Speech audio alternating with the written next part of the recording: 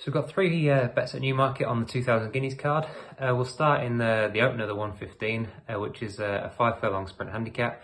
It looks pretty competitive, but by that I mean sort of open more than thinking that it's chock full of unexposed sorts.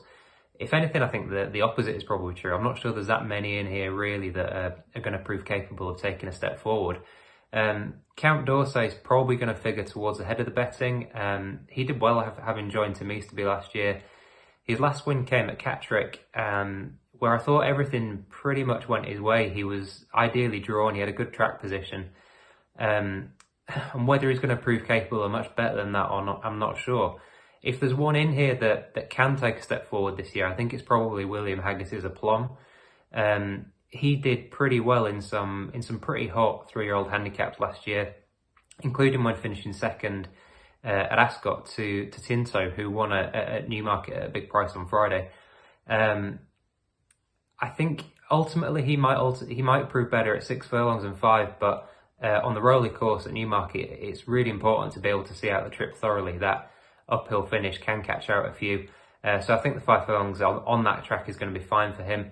And like I say, if there's a horse in here that is going to prove capable of improving a little bit, then I think it's probably Aplomb, and he makes appeal about 6 to 1. The second bet is in the 150, the Palace House Stakes. You've got Judicial and Major Jumbo, two horses that have made the places in this race in the last couple of years.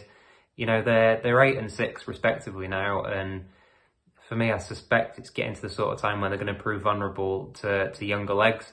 The one I think that definitely is worth a go at this sort of level is Moss Gill for James Bethell, who he won a really competitive big field handicap at York last year. His most recent win was in March. That was in a 3-runner minor event.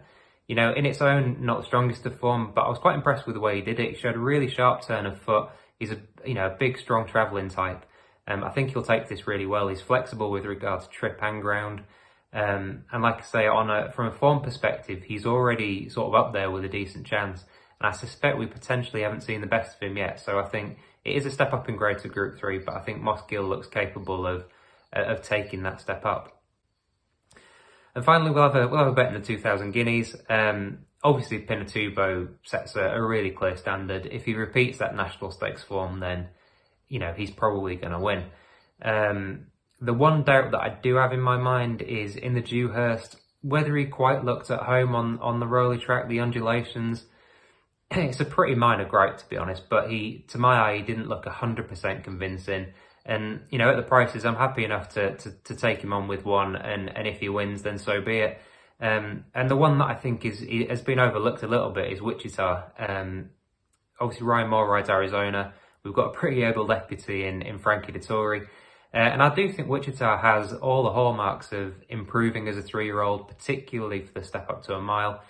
His Somerville Stakes win was really impressive, you know, and he was third behind Pinatubo in the Dewhurst. I think the softer ground that day was against him. He was a non-runner on heavy ground later in the year, so connections are obviously thinking that way as well.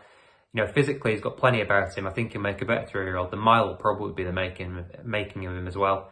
If he finishes second best to Pinatubo, then fair enough. And if Pinatubo underperforms, then I think Wichita could be the one to capitalise.